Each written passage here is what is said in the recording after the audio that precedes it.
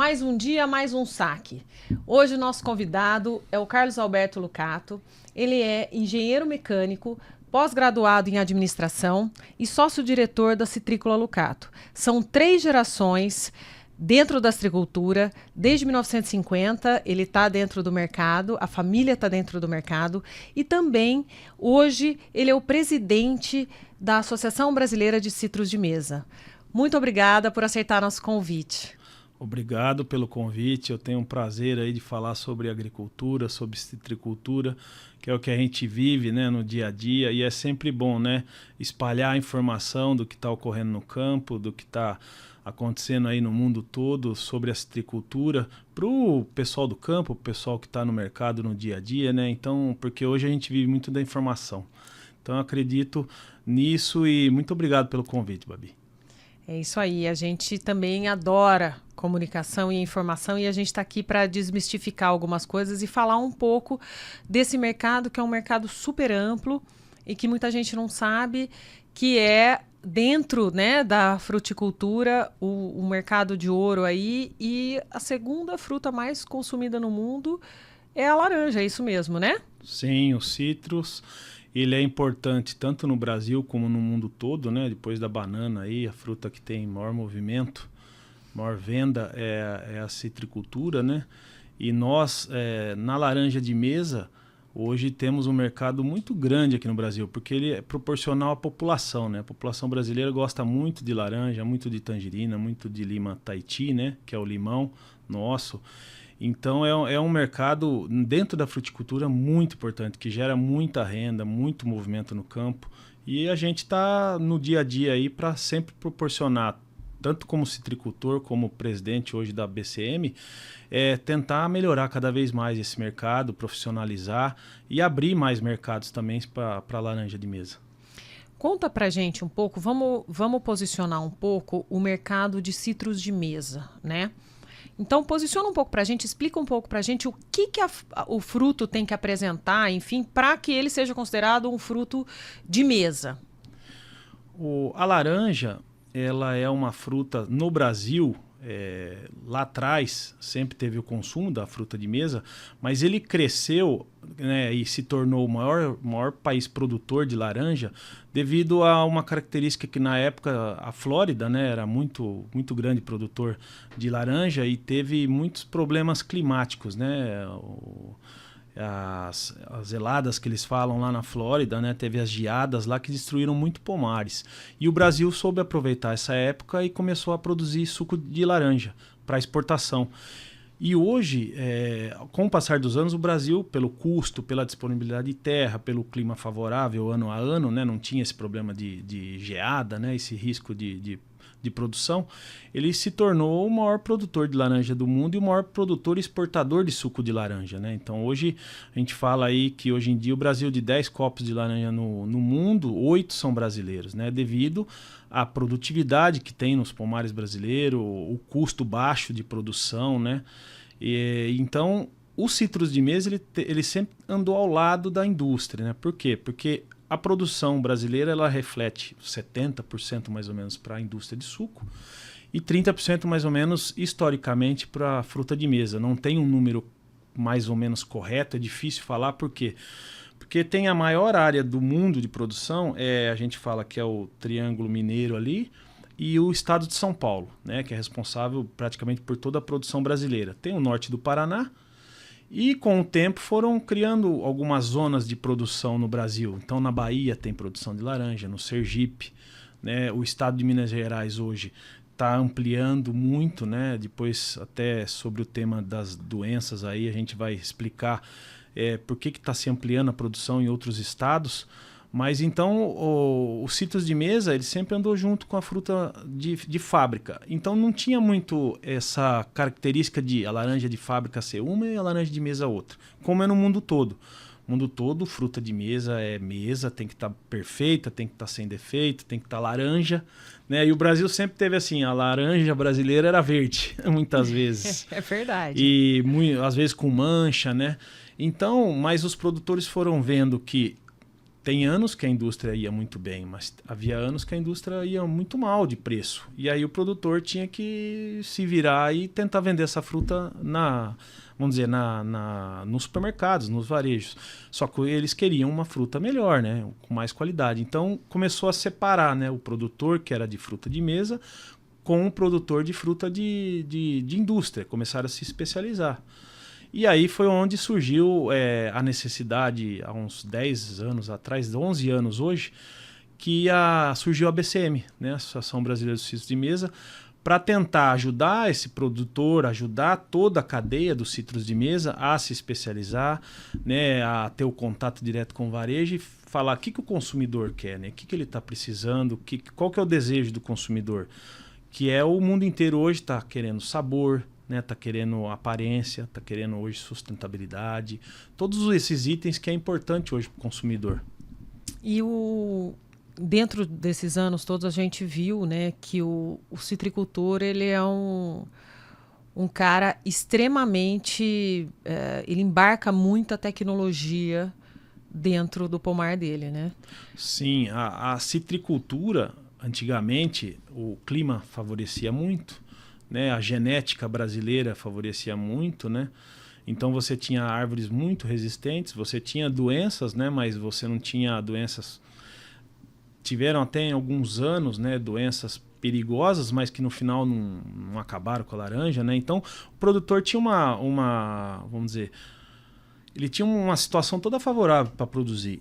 Hoje, né, ou com o passar dos anos aí, anos de seca, anos de pouca chuva, anos de muita chuva, né, anos de geada, e muitas doenças chegando, né, se intensificando. Então hoje o produtor, para ele produzir uma variedade boa, né, de qualidade, com produtividade e que no final, né, naquela última linha do balanço ele tenha lucro, se ele não usar tecnologia de ponta, se ele não usar, né, uma planilha de custos bem feita, ele não consegue mais produzir.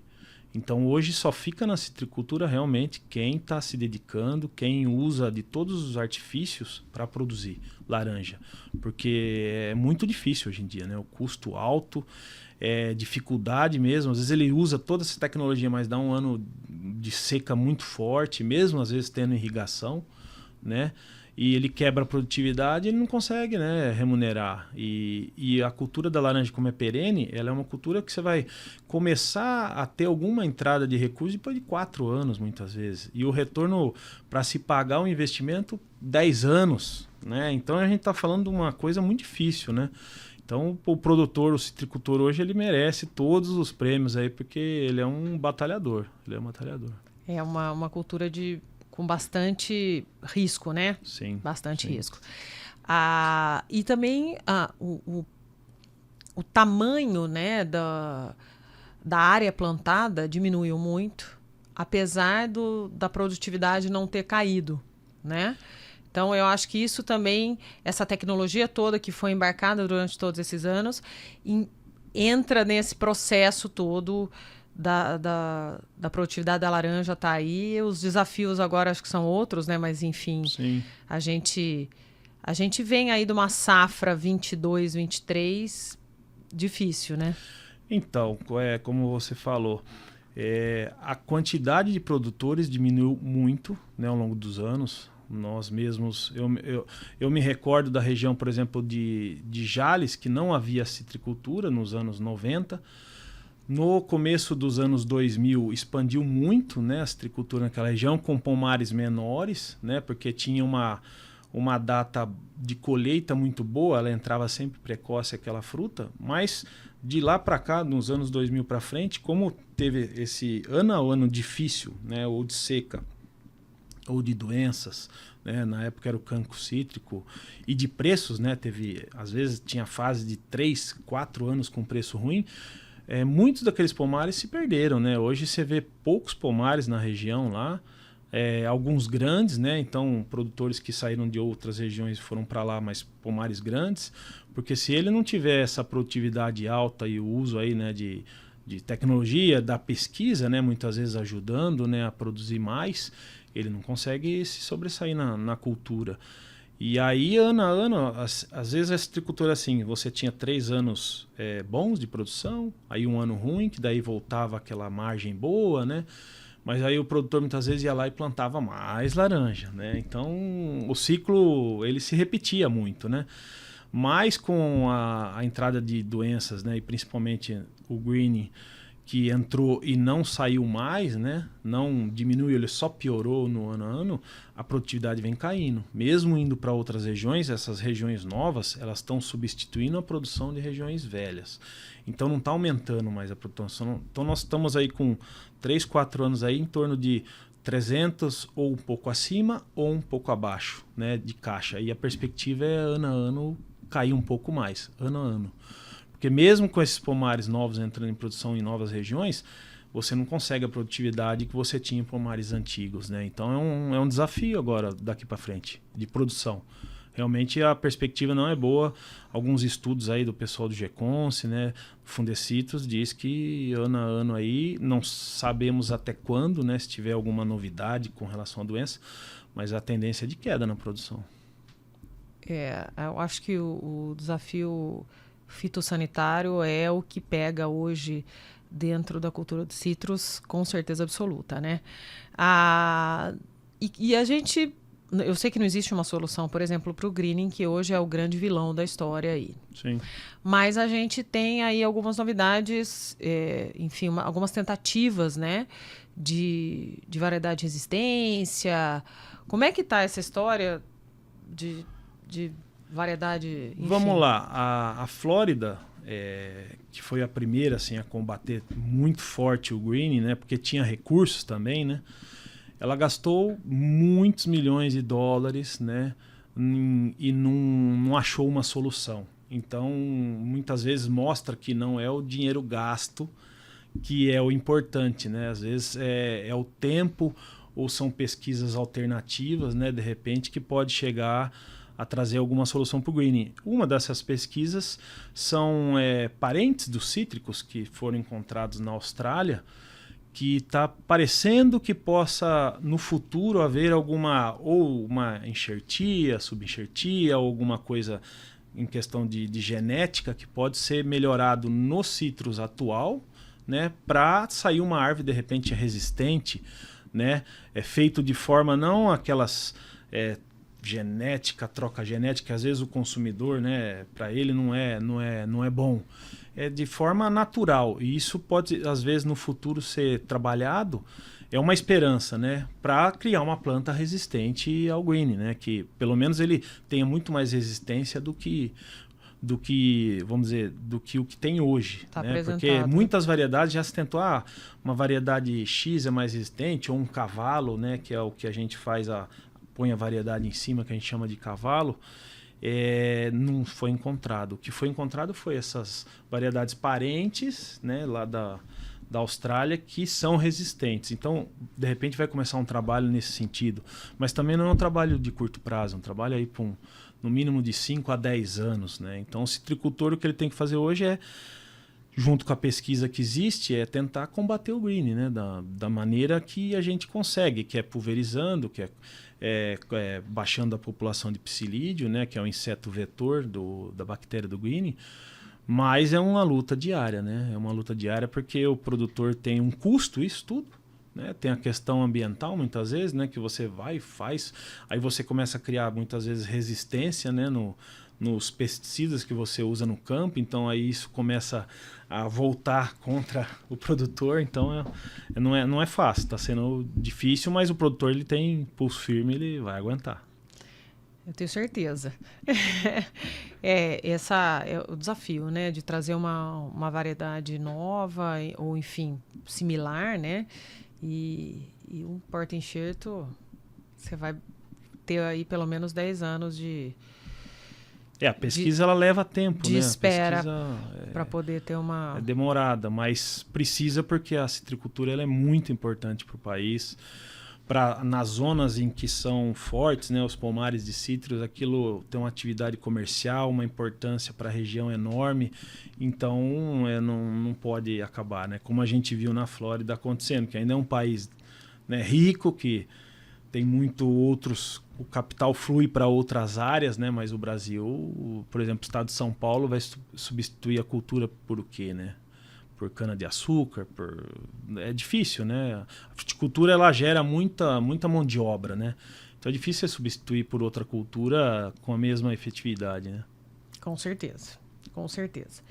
Vamos falar um pouco sobre as automações hoje das fazendas, da fazenda dos pomares e tudo mais.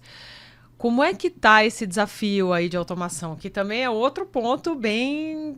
Não é, ele é interessante porque hoje você pega maquinário, você pega clima, né, que é tão importante hoje, né?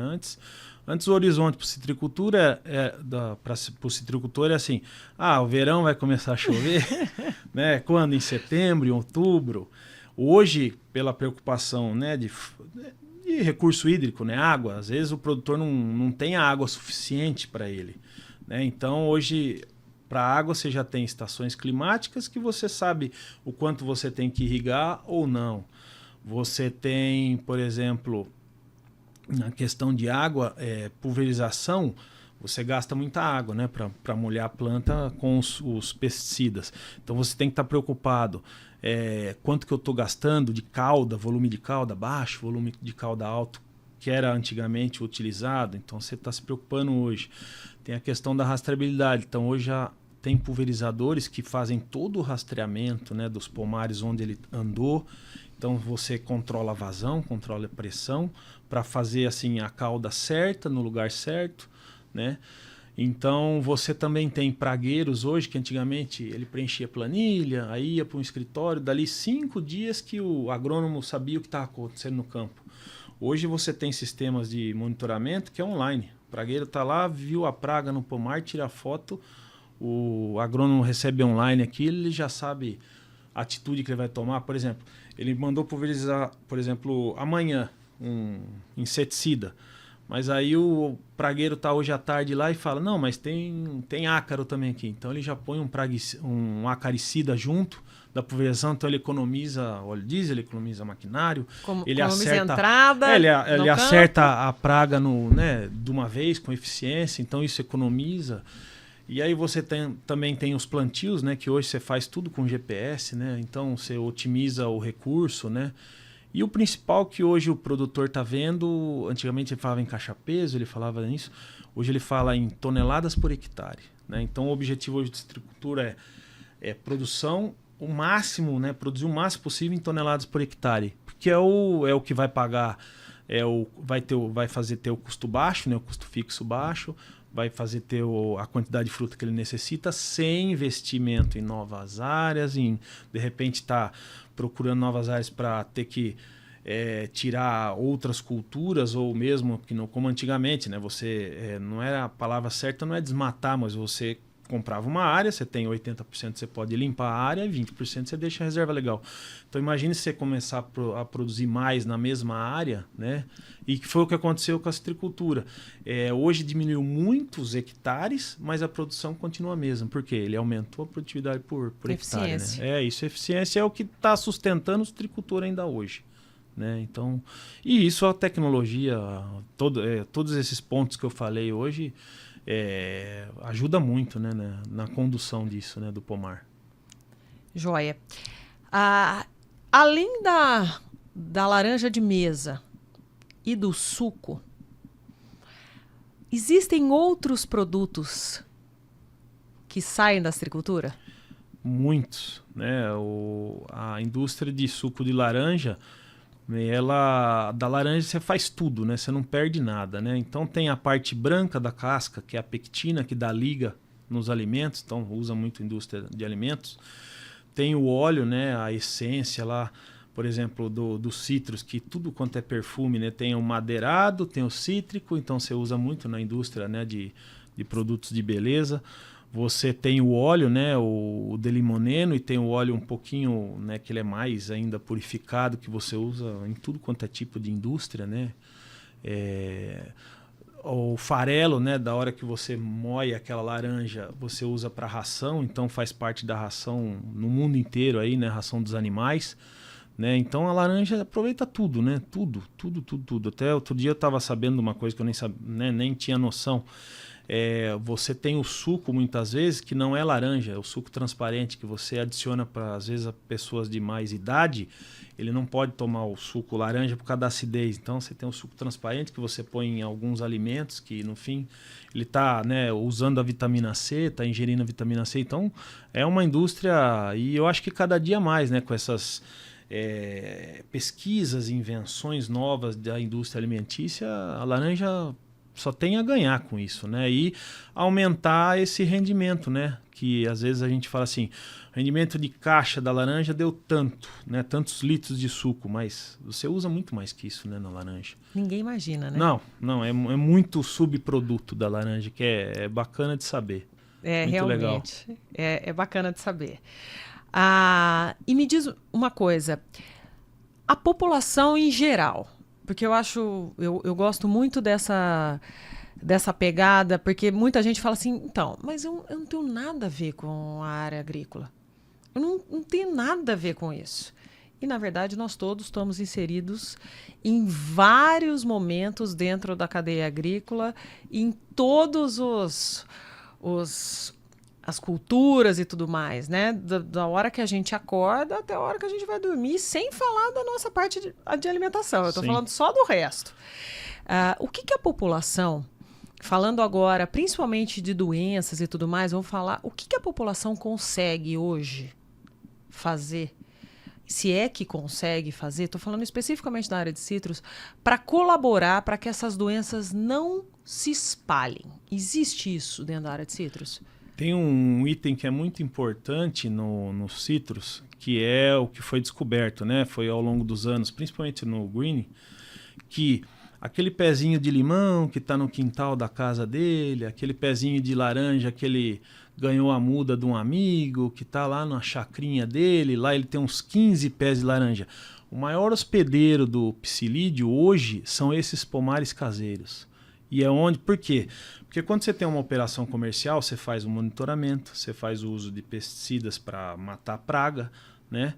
E você faz aquele controle todo biológico, né? Que hoje a gente utiliza por exemplo, muita coisa que já é da área de, vamos dizer, não é mais produto químico, é biológico mesmo, né? Por exemplo, biológicos. Nós como produtores utilizamos, por exemplo, tem um problema muito sério na citricultura que é o bicho furão. Que é um bicho que ele fura a laranja, solta uma larva lá dentro e apodrece a laranja. Sim. E às vezes cai 50% da laranja que está no pomar, cai no chão. Cai e você perde, né? Não serve nem para a indústria. E hoje, para combatê-los, a maior parte do tempo que a gente faz não é usar mais produto químico no furão. É usar uma vespinha natural, produzida em laboratório, mas que é natural, solta na fazenda, solta nas florestas ao redor e ela controla, ela baixa a população muito. Então aí você usa muito menos pesticida, né? Muito menos produtos. Então, vamos dizer, o citricultor está fazendo a parte dele, mas é muito importante a população saber que aquele pomarzinho, aquela árvore, hoje é o maior inimigo da citricultura, né?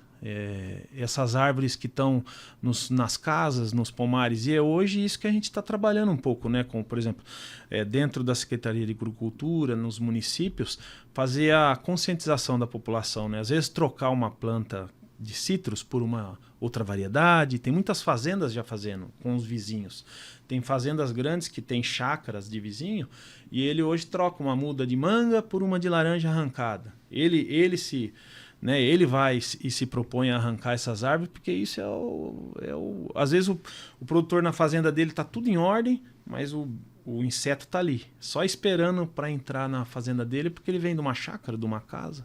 Então, o principal para a população hoje ajudar o citricultor na questão da doença são esses pomares caseiros que no final, para a laranja, hoje, para as outras culturas é muito difícil, mas para a laranja é o pior inimigo dele, do citricultor hoje. E a laranja, como eu falei no começo, ela nas regiões ela é muito importante, né? Então, se ela acabar, o comércio que está às vezes funcionando bem naquela cidade, ele vai diminuir, ele vai para trás, né? Porque a laranja é muito importante, né, para a população. Não, então nós vamos fazer esse apelo para a população aqui, nós vamos fazer esse apelo para que todo mundo tome muito cuidado, né? Dá uma olhada com carinho no seu pé de laranja, no seu pé de limão. Eu tenho na minha casa, eu sou filha de citricultor e de pesquisador na área de citros e eu vou me comprometer aí a entrar num canal do Fundecitrus ou com o pessoal do GETAC, que eu tenho bastante contato, enfim, e vou dar iniciativa e vou colocar nas minhas redes também como é que eu fiz para solucionar o problema aí. Bom, Carlos, eu te agradeço muito por essa entrevista. A Associação Brasileira de Citros de Mesa é realmente uma associação que eu tenho maior admiração, porque eu sei o que vocês fazem pelo pessoal realmente que está hoje dentro desses 30% extremamente importantes, que é o mercado de citros de mesa. Eu acho que o Brasil evoluiu muito, nós todos vimos isso acontecer, essa evolução dos citros de mesa. Hoje, se eu coloco uma laranja na mesa, você tem vontade, né, de chupar essa laranja. É uma das frutas que eu particularmente mais gosto. E você realmente tem aí um trabalho esplendoroso que é feito e vocês são pessoas atuantes nisso mesmo. Te agradeço mesmo, agradeço pelo esclarecimento do mercado, por você ter aceitado o nosso convite. E eu quero que fique bem assim, já dito lá dentro, que eu vou convidar outras vezes, viu? Não, a gente está sempre disposto, né? A gente, na associação, a gente conversa muito com os citricultores, porque a laranja de mesa é a nossa, né? A laranja é a nossa vida, né? É o que faz a gente acordar todo dia cedo, o pé de laranja carregado, a florada que está vindo, né? Aquilo é uma vida, né? Cada vez que produz o pé de laranja é uma vida. E a gente tem essa preocupação, né, que hoje vê a citricultura se expandindo para outras regiões. Nós mesmos, né, mais de 20 anos fomos para outra região, para outro estado, em busca de uma temperatura mais amena, uma casca mais laranja, porque a gente via que o consumidor ano a ano quer uma laranja, de repente, né, que o Brasil começou a importar frutas e ele vê, minha laranja, essa laranja vem da Espanha, por que a minha laranja brasileira não é igual, né? Então você vai procurando regiões, você vai procurando climas para ter, por exemplo, fruta o ano todo, né? Variedades que possa ou, né, adiantar a produção ou atrasar a produção, para no fim ter a fruta, né, o ano inteiro para o consumidor. E a gente, dentro da associação, está junto com os citricultores para ajudar, né? Porque hoje o citricultor ele depende muito, né, das informações, das normas. Então você está junto com o governo do estado, você está junto com a pesquisa, né, com o IAC, lá, o Centro de Citricultura, que é tão importante, né? A gente está sempre junto com os pesquisadores e a gente depende do consumidor para, né, fazer essa roda girar. Por isso que a gente está preocupado com a fruta de mesa, sempre ter uma fruta bonita, uma fruta com sabor, uma fruta segura, né, do ponto de vista do que a gente usa no campo de pesticidas e tudo mais, mas o principal é esse dia a dia para entregar para o consumidor uma fruta da melhor qualidade. E muito obrigado, a gente está sempre disposto a voltar para falar do nosso mundo, né, pro espectador, para quem é do ramo e para quem não é também, para acabar tendo um conhecimento maior, né? Tá certo, Obrigado. muito obrigada. Obrigado.